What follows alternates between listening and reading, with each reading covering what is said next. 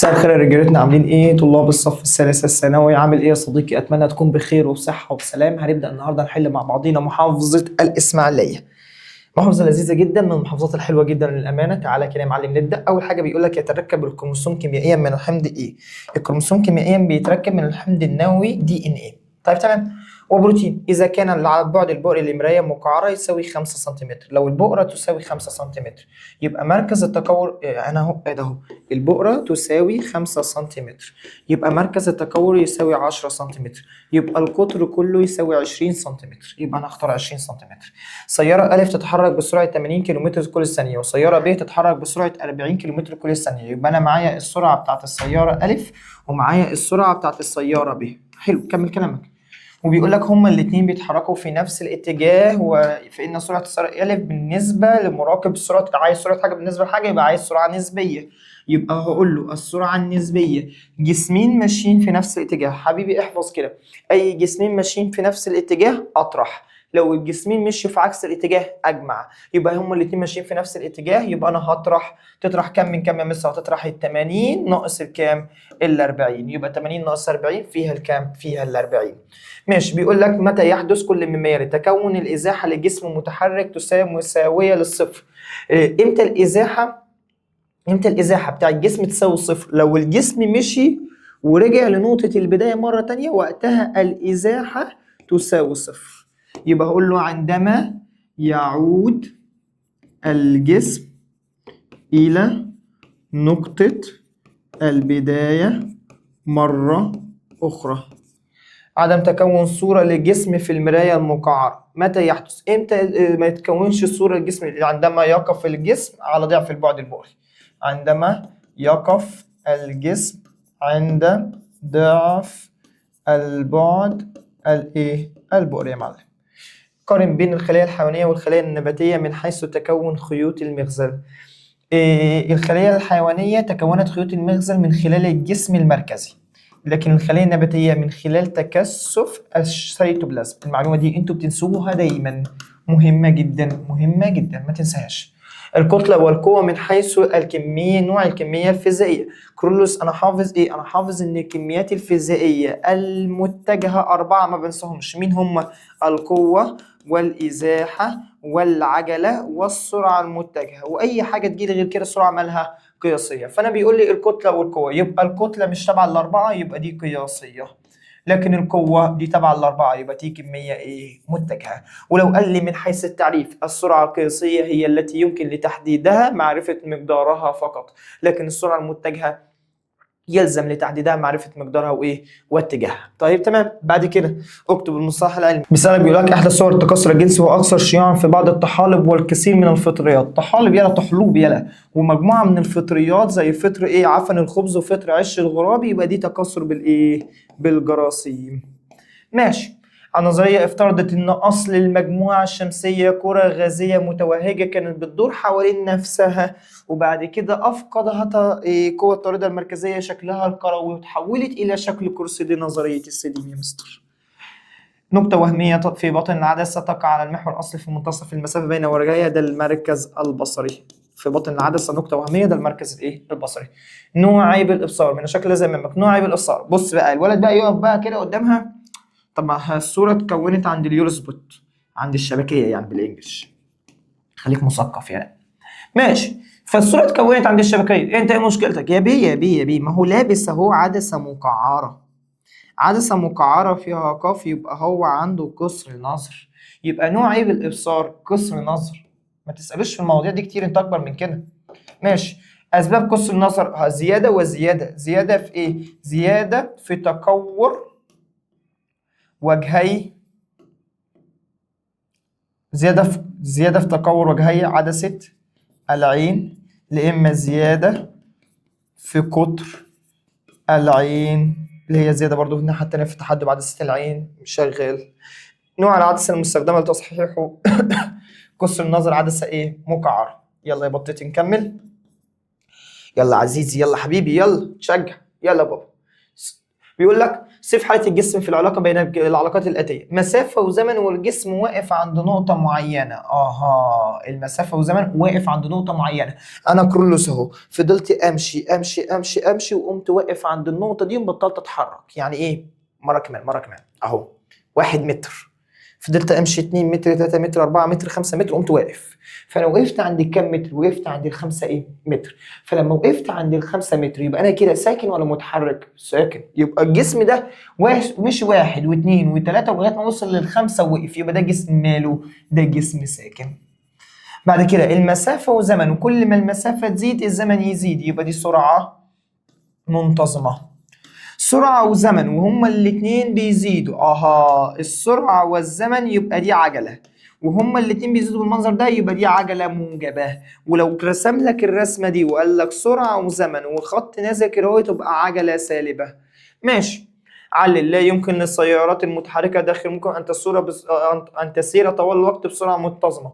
ليه ما ينفعش تسير بسرعة منتظمة السيارات اللي بتتحرك جوه المدن دي؟ ليه؟ بسبب سوء أحوال الطريق. ماشي يا مستر. رقم 2: يحتوي الزيجوت على المادة الوراثية كاملة. علل: يحتوي الزيجوت على، ليه الزيجوت يحتوي على المادة الوراثية كاملة؟ لأنه يأخذ نصف عدد الكروموسومات من كلا الفردين الأبويين. بياخد من بابا إن وياخد من ماما إن ويبقى 2 إن كده. ماشي. إيه؟ تتكون صورة تقديرية معتدلة مساوية. مراية واقف قدامها، صورة تقديرية معتدلة مساوية في الطول، يبقى دي مراية مستوية. تحتوي المجرة نقط على ملايين من النجوم ومنها نجم الشمس. مليانة النجوم ومنها نجم الشمس. مجرة ايه؟ عندنا كم مجرة احنا؟ هي ضرب التبانة. ماشي. يستغرق جسم نصف الزمن لقطع ضعف المسافة، فإن السرعة تساوي كام؟ قيمته الأصلية.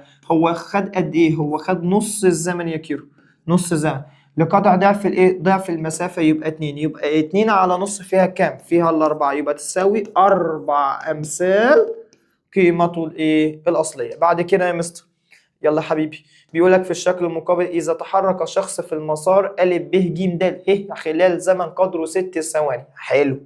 احسب ايه؟ الفرق بين المسافة والإزاحة. يبقى أنا عايز أحسب المسافة. المسافة هجمع كل ده: 10 زائد 30 زائد 40 زائد 30. تاني 10 زائد 30 زائد 40 زائد 30 بكام دول؟ 110 يا كيلو. شكرا. 110 ايه؟ متر. وعايز مقدار الازاحه. الازاحه ارجع للقانون، هي المسافه المقطوعه من نقطه البدايه الى نقطه النهايه في خط مستقيم. يبقى الجزء ده، انت الجزء ده كله عندك بره بكام؟ ب40، والجزء ده زيه بكام؟ ب40. اكلت منه 10 يزيد هنا كام؟ 30.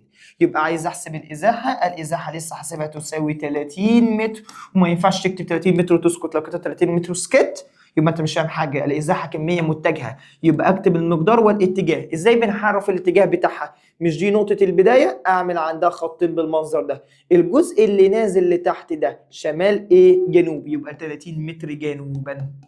ماشي. وعايز السرعه المتجهه. احسب السرعه المتجهه. السرعه المتجهه تساوي الازاحه على الزمن، والسرعه القياسيه المسافه على الزمن. السرعه المتجهه الازاحه بكام؟ الازاحه ب30 على الزمن بقى اللي قطعه خلال زمن قد ايه؟ فين الزمن؟ اهو 6 ثواني. تمام. يبقى 30 على 6 كيلو فيها كام؟ 5 متر لكل ثانيه. طب تمام. بعد كده ارسم الشكل الذي امامك في كراسه اجابتك ثم اكمل مسار الاشعه المنكسره. ماشي. حلو معاك. ادي اهو يا معلم. احنا خدنا من الخط ده كده اهو. بص بقى التكنولوجيا. ايوه يا اختي كميله. بس ماشي. وبعد كده نعمل ايه؟ دي بؤره، نحط هنا بؤر، وادي مركز تكور. الجسم واقف عند مين؟ عند مركز التكور. ماما يطلع صورته فين؟ عند مركز التكور الناحيه الثانيه. يبقى الصوره بتاعتي انا من غير ما اشوف هي طالعه هنا اهو. ادي اهو طالعه هنا اهو. استنى ادي اهو طالعه هنا في الجزء ده. يا لهوي ده شال نص القلب كده. ماشي. بعد كده اكمل الاشعه. شعاع موازي يروح لمين؟ للبؤر. ادي شعاع رايح للبؤر. اظبط نفسك. ادي اهو رايح للبؤر. والشعاع التاني ماشي بالمركز البصري، ايه اللي يحصل فيه؟ هيمتد على استقامته دون ان يعاني اي انكسار. تمام؟ فلما نيجي نرسم هتطلع بالمنظر ده. ماشي، عايز خواص الصوره المتكونه. دي الصوره طلعت الناحيه التانيه، الناحيه اليمين تبقى صوره حقيقيه. اي صوره حقيقيه دايما مقلوبه، مصغره ولا مكبره، ضمامه يبقى مساويه. ماشي، عايز ايه؟ اكمل مسار الاشعه كملناها. اذكر خواص الصوره ذكرناها. يلا كمل. اذكر اهميه او استخدام كل من الانقسام الميتوزي والمرايه المحدبه. اهميه الانقسام الميتوزي ايه؟ تعويض الخلايا التالفه. تعويض الخلايا التالفه، لو الواد اتعور يعمل انقسامات ميتوزيه يخف. ايه تاني؟ اتمام عمليات زي عمليات التكاثر اللا جنسي، انقسام ميتوزي. تمام. ايه تاني؟ نمو الجنين، ان البيبي بتاعي يكبر. نمو الجنين انقسام ميتوزي. ماشي، عشان هينمو يكبر. بعد كده عايز استخدام للمرايه الايه المحدبه. المرايه المحدبه توضع على يمين ويسار الايه السائق. السواق بتاع العربيه يحط مرايه محدبه على يمين ويسار عشان تصغر الطريق كله ويشوف من وراها. بعد كده صوب ما تحته خط. توضع العدسات اللاصقه مباشره على نقط العين، على عدسه العين. كوكب زحل هو كوكب الحياه، كوكب الارض هو كوكب الحياه. هنفتي طبقا لنظرية الانفجار العظيم، فإنه خلال دقائق من نشأة الكون كانت النسبة ما بين غازي الهيدروجين والهيليوم، الهيدروجين 75 والهيليوم 25 على الترتيب. ماشي، عرف كل من العجلة. العجلة هو مقدار التغير في سرعة الجسم، يعني هقول له مقدار التغير في سرعة الجسم بالزيادة أو النقصان مقسوما على التغير في الزمن.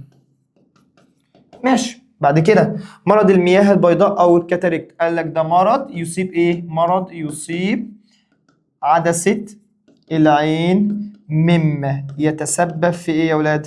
في اعتامها. ماشي. من النتائج المتتبعة على، خلاص هانت يا بطتي، تحليق طائرة عكس اتجاه الرياح بالنسبة لزمن الرحلة. تعالى يا عم هرسم لك طيارة اهو. انا فاشل في الرسم بس هحاول يعني. اهو هي فنون قبيحة بس عديها يعني. ماشي. طيارة، والطيارة ماشية في عكس اتجاه الريح، الريح الزرقاء دي. ايوه حب اديني الون اهو، عكس اتجاه الريح. ماشي. الطيارة هي وماشية عكس الاتجاه الريح، الريح جاية كده اهو والطيارة بتطير كده اهو. سرعة الطيارة تزيد ولا تقل؟ تقل. الزمن اللي تاخده عشان توصل كبير ولا قليل؟ زمن كبير. الوقود اللي تستهلكه وقود كتير. التكلفة اللي تصرف كتير. طيب تمام، يبقى ما النتائج المتبعة؟ تحليق طائرة بالنسبة لزمن الرحلة، أقول له زمن الرحلة لسه قايلين إيه؟ يزداد. وكمية الوقود هي كمان إيه اللي هيحصل فيها؟ يزداد. والتكلفة تزداد والسرعة تقل. ده لو سألك على كل حاجة. تبادل أجزاء من الكروماتيدين الداخليين للمجموعة الرباعية. لازم ما ينفعش المحاضرة تختم وغير ما يجيب لك ظاهرة العبور. يبقى إيه اللي بيحدث؟ هقول له تنوع الصفات اللي هي معلم الوراثية. تنوع الصفات الوراثية. وحاجة تانية اسمها تبادل الجينات بين الفردين الأبويين. كده يا سيدي نبقى احنا خلصنا محافظة الإسماعيلية. أتمنى يا أخي يا صديقي تكون استفدت من الموضوع ده. جود باي.